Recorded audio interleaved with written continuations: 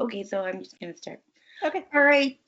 Hey guys, welcome to Blackbird. This is, I don't know, special edition, whatever you want to call it.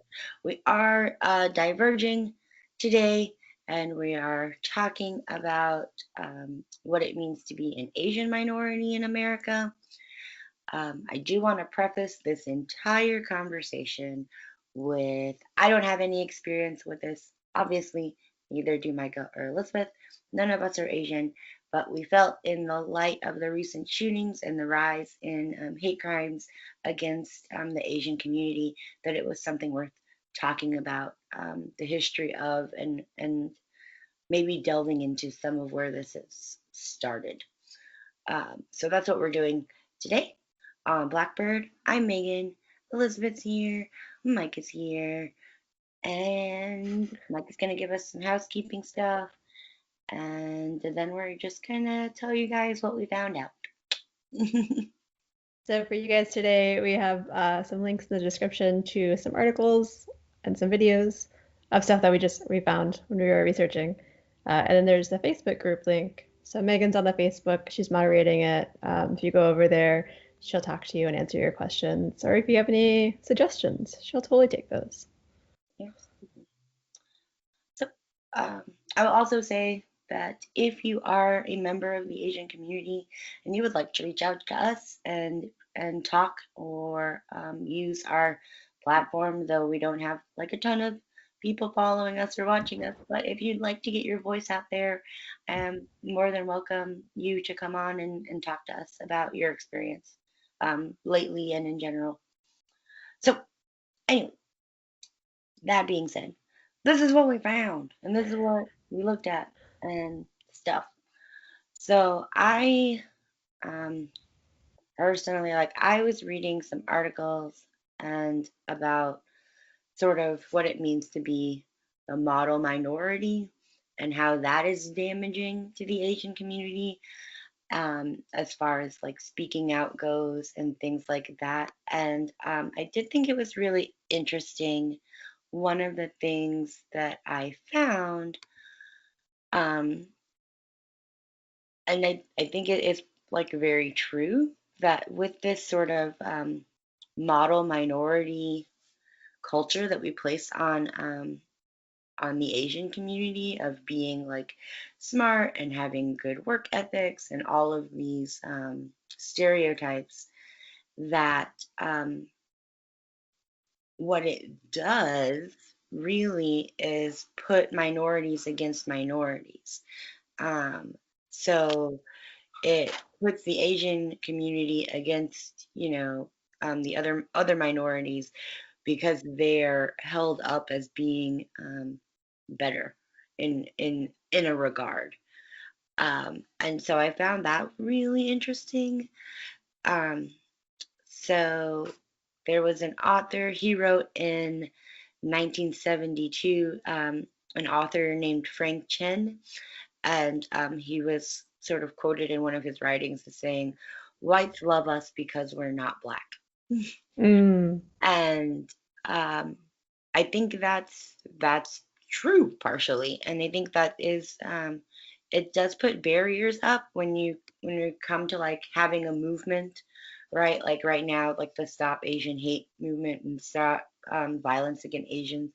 I think that does put a barrier between um, intersectionalism, right?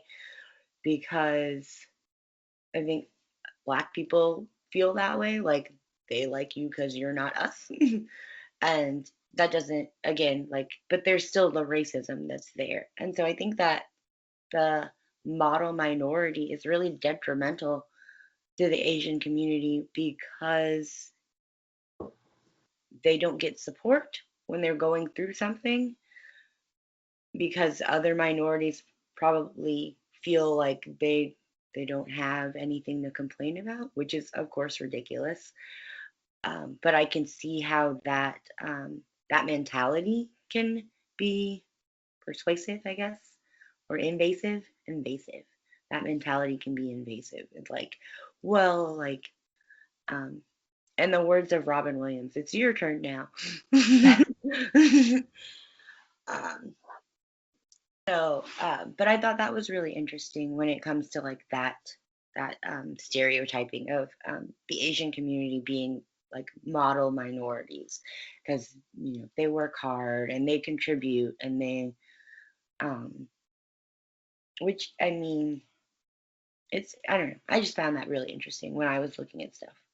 Um, That's that's different than what I was thinking with the model minority thing. I was mm, thinking about it in terms of like being very one-dimensional and like expecting people to behave a certain way is can be really damaging. It's like being pigeonholed and you have yeah. to behave a certain way and perform a certain way. And I didn't even consider like how that would affect them in other ways. That's Mm, interesting. um, yeah, and I mean, I think that's true too. Is and like in one of the articles that I was reading, the woman is talking about like how being good and quiet um, is really angering for her, and she's talking about like conversations where she's like, "No, I'm not a math whiz, Yeah. I don't blah blah blah. Like I'm not into these things that I'm supposed to be into." And reading that was actually really another really interesting thing for me because because I have those conversations with people all the time, right? Like about being black. Yeah. And so it's interesting, and it's to see that there are um, commonalities in the way, even though we don't maybe see them all the time, because I'm not Asian, I don't know. Um, but it's interesting to see like that there are commonalities, that there um, Asian minorities are having these same conversations where they're having to justify or explain why they don't fit the the what's the word, the mold Yeah. of what they're supposed to be in American society. So I found that really interesting, and like Micah said, all those links will be down there below. We also looked at other things. I think Micah said that she delved into the internment camps. Yeah. I picked that because it was something I don't think we really learned about in school and not something I'd ever researched myself, so I didn't know a whole lot about it. Um, so the quick and dirty version is that after Pearl Harbor, Roosevelt signed an order and the military rounded up a bunch of Japanese American people and put them into internment camps. Is like the quick overview part. Um, and so like that part I kind of knew. It's about it was from 1942, 1945 that people were living in these internment camps. The things that I didn't realize is that the government was talking about detaining people previous to Pearl Harbor and even sort of previous to the war. And they were watching and making lists of people. And it started out with like German Americans, Italian Americans, and as well as Japanese people. And then after Pearl Harbor, like that, like very clearly like switched. Mm, There was a really big fear that if Japan invaded the West Coast, that there was such a huge Japanese population there that those people would like automatically side with Japan and fight against America and be, I don't know, spies or whatever. Um, Before they enacted, I think it was Order 9066, there was this guy who interviewed West Coast based Japanese Americans to gauge their loyalty. mm, Um, and he came away from doing that and was like, 90% of people support America and are happy here and want to live like the American life. And the other 10%, like we already know about, and some of them are actually being detained. Like, mm, but the other 90, like the vast majority of people right. are not. And the other thing I didn't realize is that um, the majority of people who were detained, like 2/3, were American-born citizens. Like they were born in America. They had like never been to Japan, but there was this like kickback fear Mm, that these Japanese Americans would destroy America, I suppose. So it was kind of knee jerk. It was kind of fear mongering, um, and not surprising, I guess. Uh, the other thing I had heard about, but didn't know too much about, is like some people, the accounts vary. Like one of the articles said that people had six days to figure out what to do with their property, and another one said they had 48 hours. But either way, not a whole lot of time. So people like sold their businesses, sold their houses, sold their farms if they could, but for a much lower price than what they were worth. Other people just lost everything. And so I Um, was reading, like along those lines, is that a lot of them were only allowed to take what they could carry. yeah. So a lot of people just lost everything. And then were moved to a sort of temporary camps. I don't know why I said that weird. Um, which were converted, like for the most part were like converted fairgrounds, and they were there for like 1 to 4 months, but they were not places that were meant for people to live in. So people were sleeping in like horse stalls or like where they kept the cattle. Um, Food and sanitation not great, obviously. And then they were all tagged. They were all numbered. Like they got, I think, physical metal tags, because the military was like, there's so many people, and we want them to end up in the right camp, like end up where they're supposed to. There were Mm. about 10 different camps, all in like but fuck nowhere, like not near anything, and on like terrible land. Um, and people lived in these camps for about 4 years, and they like were just waiting essentially for the war to be over. Um, the camps, the accounts vary a little bit. Like the camps obviously weren't like the worst thing, but they were kept behind barbed wire. They lived in barracks that like weren't well insulated. They ate a lot of army food, which I'm sure wasn't great. There were schools, there were churches. They did like plays, and I think there was like a baseball league or something to try to like alleviate. You could work. I think you could like make up to like $5 a day or something ridiculous. Not a lot of people went that route. Some people they generously offered if you join the army you could leave, but not a lot of people went that route either. I think like 1,000 people signed up to do that. Um, so it wasn't no, it wasn't awful, but also like you're stuck in like limbo for 4 years, just waiting because your country, the country that you love, thinks that you're going to be a traitor, which is crazy. Yeah. Um, Internment camps did eventually end. In 19 or something, the government was like, "Oh man, that was really terrible of us." And then in 1988, they did pay people who survived reparations. One article said 80,000 people, another article said 60,000 people, but they awarded $20,000, which is about $44,000 today. And like there have been studies since then, and there wasn't a single incident of a Japanese American like um, colluding with the Japanese or espionage, or like there was nothing. So it was like completely baseless. It's a really insane time of history. And then of course took the government like years and years and years to be like, oh, that was bad, but not surprising, I guess. And so like I was looking at that stuff, and so like that's where we talk about they were, you could prove your loyalty to America by joining, and that's where the 442nd Infantry comes. And just like some quick things about them, they're like one of the most decorated units. A lot of like Purple Hearts, obviously, and other awards that were, but a lot of them didn't get their like the awards or like um. So hold on. So they earned more than 18,000 military awards in Oh less my than God. years, including more than 4,000 Purple Hearts and 4,000 Bronze Star medals. The unit was awarded 8 presidential unit citations, earned 5 earned in 1 month. 21 of its members were awarded medals of honor.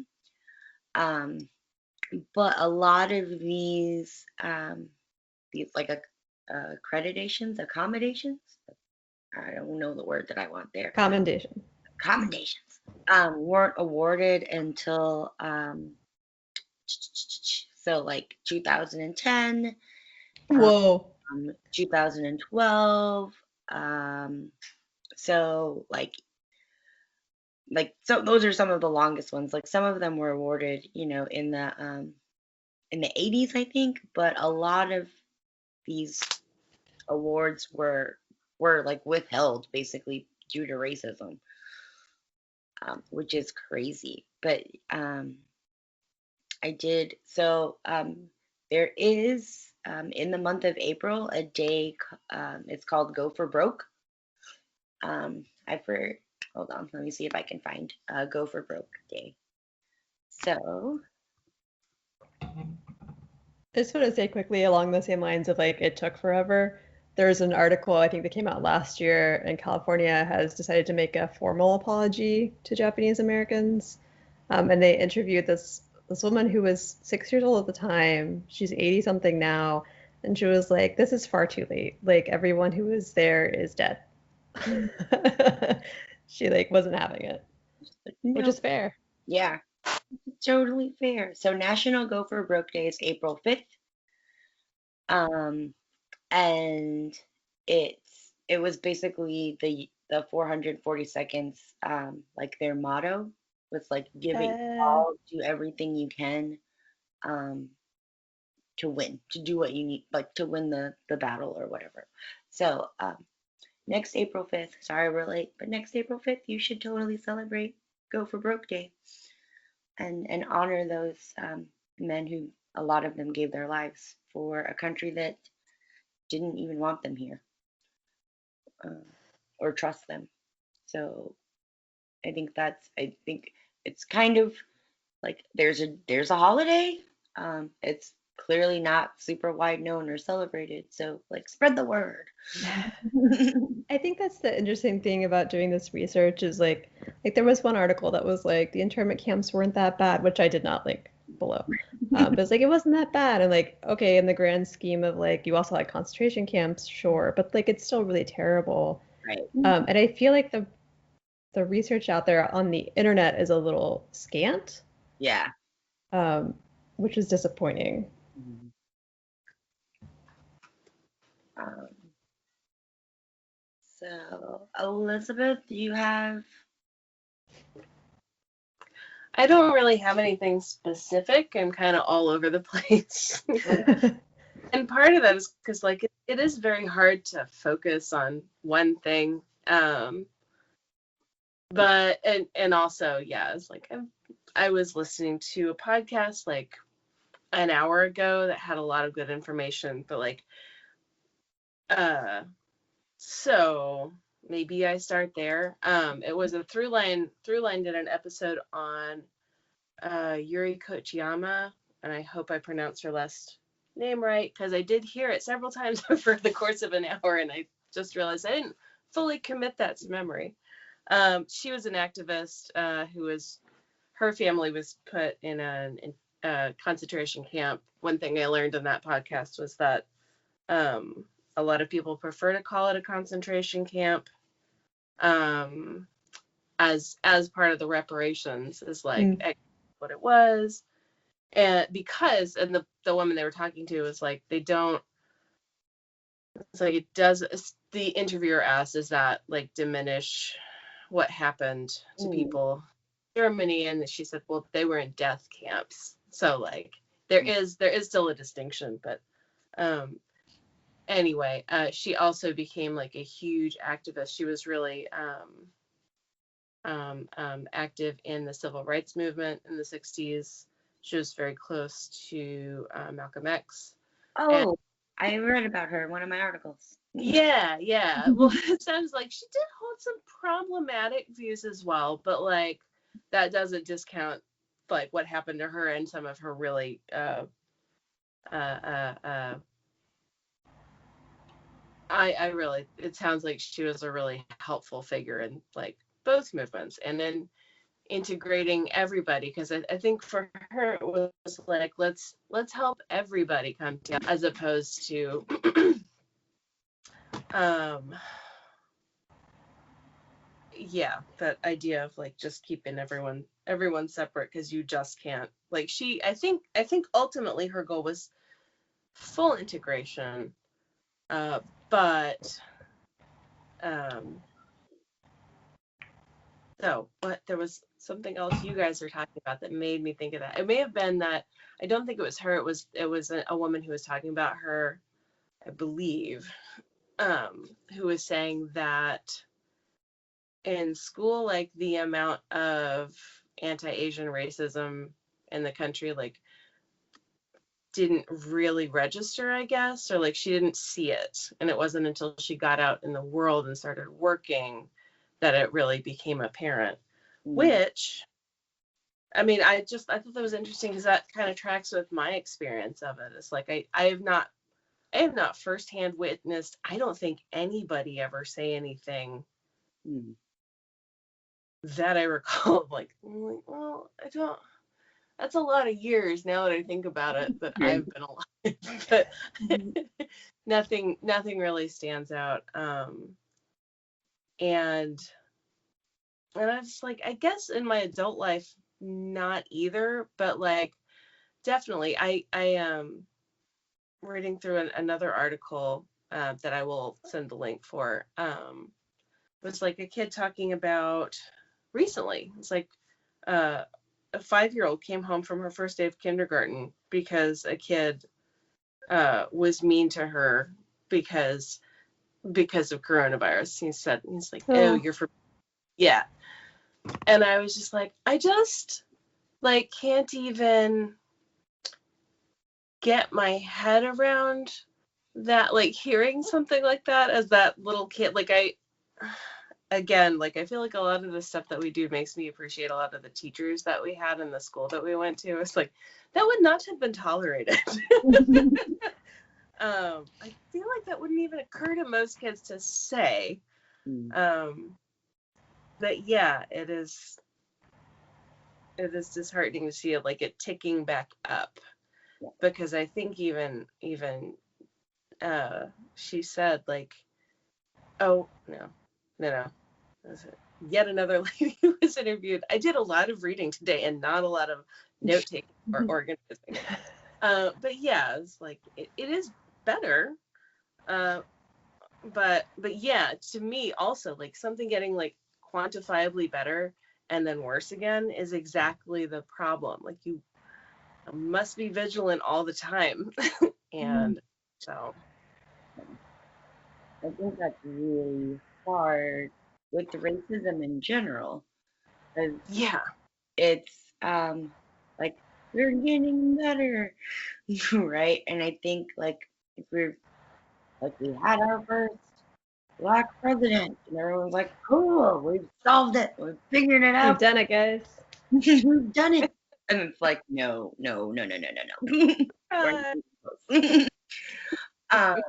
And I think probably like we're gonna see, some more of that with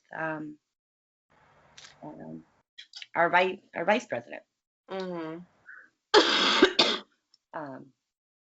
So I think that's what is so like disheartening a lot of times, because you feel like you're making steps, you feel like we're doing better as a country, and then something happens, and you're like, oh no, it's still pretty ugly. Yeah.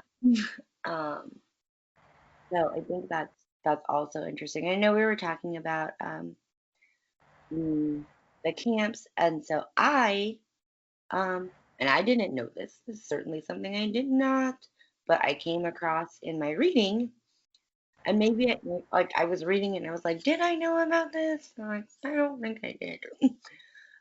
The Chinese Exclusion Act of 1882. So in 1882, uh, President Chester A. Arthur signed into law the Chinese Exclusion Act, which basically said that if you were coming from China, you could not come from China and live here. Um, it reinforced. Sorry. So, the Chinese Exclusion Act of 1882 suspended Chinese immigration for 10 years and declared Chinese Whoa. immigrants ineligible for naturalization. Um, and so, like, along these lines, because, so this is sort of around the gold rush era, if that helps, like, you frame it in your head. So, we're talking about, there had been a lot of storms in China. People had lost a lot of crops, and so they were immigrating into America, um, especially into like to California because of the gold rush. And so with this influx of people, um, the white miners um, started doing right racist shit. They started doing racist shit, and so that's sort of when this law is. Like we're talking about that era. So also, California imposed on foreign miners a tax of $3 a month, which was basically targeting Chinese miners. And after they like put this into action, they violence and crime against Chinese miners escalated. In 1854, the Supreme Court, there's a Supreme Court case of the People versus Hall, which ruled that Chinese, like African Americans and Native Americans, were not allowed to testify in court, making it impossible for Chinese immigrants to seek justice against the mounting violence. By 1870, Chinese miners had paid $5 million to the state of California, and yet had no say in what was going on in the state or in the country. And so, like, I was reading through all of these things, and I think like that's another eh, like cringy history things. Um, but so that was in 1882, they the Chinese Exclusion Act, and it was only supposed to be last for 10 years. But then in 1892, the Gary Act extended Chinese Exclusion Act's ban for an additional 10 years, and it actually didn't end up being repealed. Um, Not like where was it? Uh,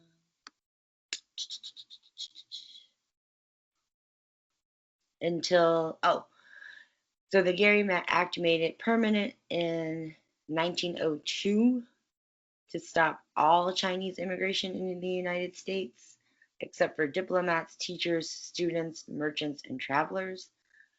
Um, but so we're talking about from 1880s roughly until 1943. Whoa. There That's were crazy. exclusions placed on Chinese immigration into America. That's a long ass time, kids. Yeah. um, so I think when you read about something like that, it's not